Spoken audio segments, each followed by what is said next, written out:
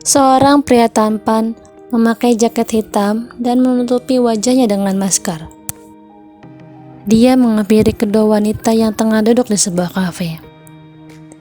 Pria tersebut sengaja memanggil kedua wanita itu untuk bertemu secara diam-diam untuk memberi pekerjaan pada keduanya. Dia adalah Ryan, seorang CEO tampan dan single. Sikapnya dingin, kasar, dan suka semena-mena. Ryan telah kehilangan kedua orang tua angkatnya saat dia sedang menempuh pendidikan sarjana. Hingga dia akhirnya menggantikan ayahnya menjadi CEO di perusahaannya.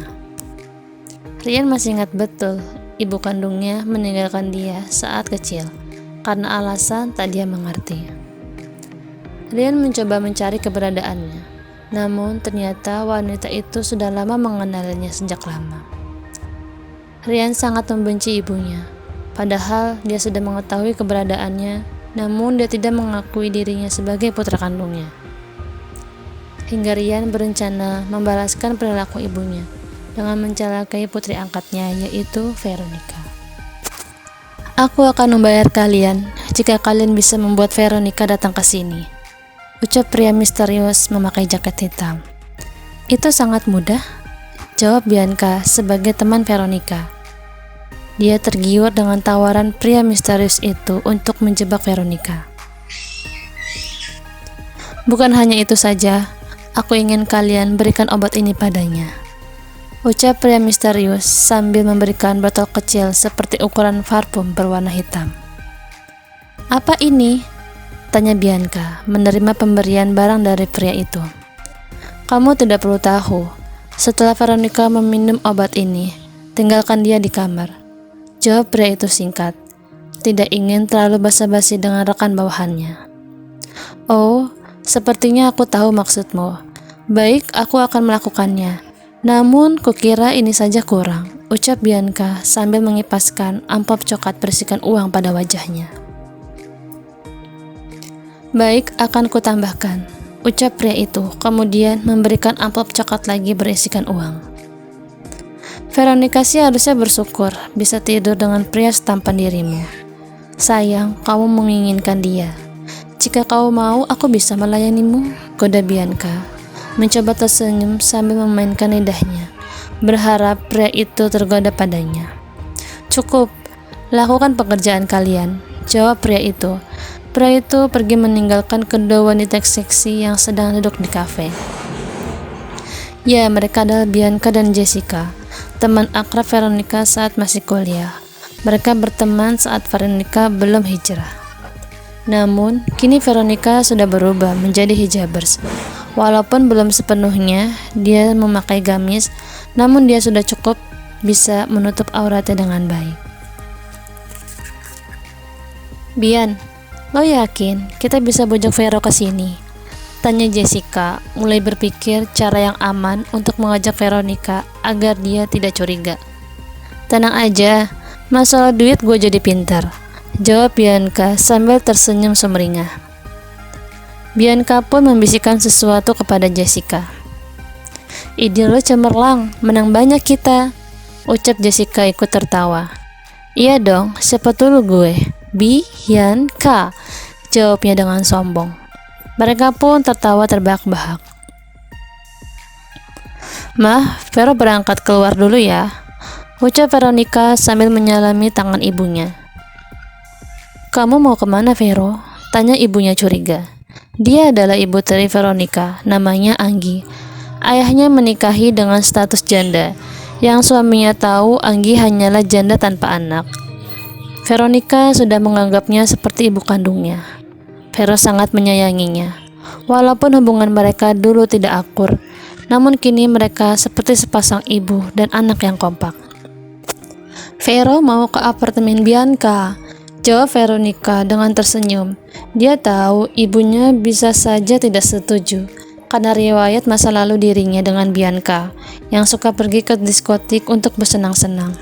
"Bianca, teman kampus kamu yang suka ke diskotik itu kan?" tanya Bu Anggi memperjelas. "Iya, Mah," ucap Veronica tersenyum nyinyir. "Mau apa kamu ke sana?" Mama tidak ingin kamu sampai ikut-ikutan seperti mereka lagi, apalagi sampai mabuk-mabukan. Ucap Bu Anggi mengkhawatirkan perbuatan teman-temannya. Enggak kok Ma, Vero sudah berubah. Bianca meminta tolong untuk bantuin skripsi. Kebetulan judul kita nggak terlalu beda, jadi Vero ingin membantunya. Ucap Veronica menjelaskan alasan dia bertemu sahabat lamanya. Tidak Vero, Mama sangat khawatir jika kamu bermain dengan mereka. Ucap Bu Anggi menjadi cemas. Veronica pun memeluk ibunya. Mama tenang aja, Vero nggak ngapa-ngapain kok di sana. Lagian cuman ada kita bertiga doang. Tidak ada pria, hanya ada wanita. Mama tenang aja, oke? Ucap Veronica meyakinkan ibunya. Baiklah Vero, tapi Mama harap kau bisa jaga diri. Jangan sampai berbuat hal-hal yang merugikan dirimu. Ucap Bu Anggi memberikan nasihat. Iya Ma, Vero akan selalu ingat. Bye, ucap Veronica. Dia pun pergi menuju apartemen Bianca. Bu Anggi yang masih gelisah dan khawatir mencoba menghubungi Adit. Adit adalah pacar Veronica. Mereka sudah bertunangan dan akan segera melangsungkan pernikahan. Tinggal menunggu 1 minggu lagi, mereka akan sah menjadi sepasang suami istri. Bu Anggi pun sangat percaya pada Adit, jika Adit bisa membimbing Veronica menjadi lebih baik. Halo Adit, ucap Bu Anggi di telepon. Iya Tan, ada apa? Tanya Adit. Dit, Tante minta tolong. Tolong kamu ikutin Veronica pergi kemana ya? Soalnya Tante khawatir, ucap Bu Anggi. Adit yang mendengar hal itu menjadi spontan penasaran. Ada apa dengan Veronica Tante? Jawab Adit. Veronica bertemu dengan kawan lamanya. Katanya mau bantuin skripsi temannya. Namanya Bianca, ucap Bu Anggi. Bianca, teman kampus Vero? Tanya Adit. Iya Dit, Tante khawatir jika Vero diajak yang tidak-tidak oleh temannya. Tolong kamu awasi Veronica dan teman-temannya ya. Tante minta tolong, ucap Bu Anggi memohon di telepon. Iya Tante, Adit akan menghubungi Veronica, jawab Adit lalu mematikan teleponnya. Adit pun menelepon Veronica. Halo sayang, ada apa? Ucap Veronica saat mengangkat teleponnya. Vero, kamu ada di mana? Tanya Adit balik. Memastikan keberadaannya. Dia sendiri khawatir jika terjadi apa-apa pada kekasihnya. Aku lagi di taksi menuju apartemen Bianca, jawab Veronica sambil melihat sekeliling jalan raya. Ada urusan apa kamu sama Bianca? Tanya Adit langsung to the point. Pasti Mama deh yang minta kamu untuk awasi aku. Iya kan? Ucap Veronica cemberut. Dia tahu jika ibunya yang meminta Adit mengawasinya. Iya, tadi Mama kamu telepon aku. Khawatir kamu main kemana? Jawab Adit menjelaskan, supaya Veronica tidak menganggap dirinya posesif. Aku cuma bantuin Bianca ngerjain skripsi aja kok sayang. Aku ingat aja, dulu aku ngerjain skripsi sendiri itu sangat susah. Sampai akhirnya dibantu kamu. Dan kita jadi cinlok deh, ucap Veronica menggoda sambil tertawa. Kamu itu ya, aku lagi khawatir malah menggoda, jawab Adit seraya menggeleng kepalanya. Loh, tapi bener kan? Ucap Veronica yang keasikan mengobrol dengan Adit. Walaupun Veronica sudah berhijab, namun sikap centil dan genitnya masih terkadang melekat dan suka menggoda Adit. Dia sangat mencintai Adit yang begitu lucu jika digoda oleh dirinya. Wajahnya menjadi pucat pasi saat Veronica mendekatinya. Ingin sekali Veronica meluapkan rasa cintanya. Kini tinggal menunggu 7 hari lagi agar dia bisa memberikan seluruh cintanya pada orang yang dia cintai. Dit, aku sudah sampai jumpa lagi ya, ucap Veronica mencoba mematikan teleponnya. Tunggu sayang, tolong kamu share lokasi kamu ya, biar aku merasa aman, ucap Adit memotong pembicaraan agar bisa memantaunya dari layar handphone. Ya sayang, jawab Veronica lalu mematikan gawainya. Veronica pun mengirim share lokasi terkininya pada kekasihnya. Dia pun segera turun dari taksi dan menuju apartemen Bianca. Namun sesampainya di lobi, dia bertemu dengan kedua temannya yang sudah menunggunya.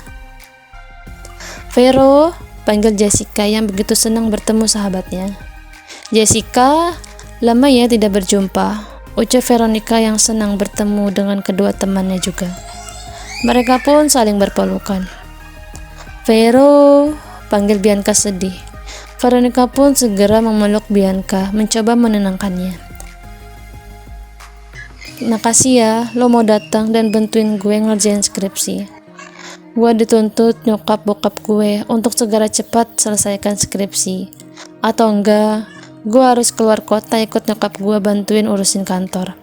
Tapi gue sendiri gak suka, gue belum siap, ucap Bianca sambil akting menangis.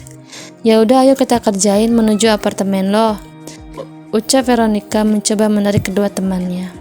Tapi di apartemen gue ada nyokap dan bokap gue, jadi kita ngerjainnya di... Ucap Bianca terhenti, mencoba melirik Jessica yang tidak melihat dirinya. Jessica pun ikut berpikir, hingga Bianca pun menginjak kaki Jessica. Au! Keluh Jessica yang kesakitan. Dia pun melirik Bianca dan baru menyadari tentang rencananya berdua.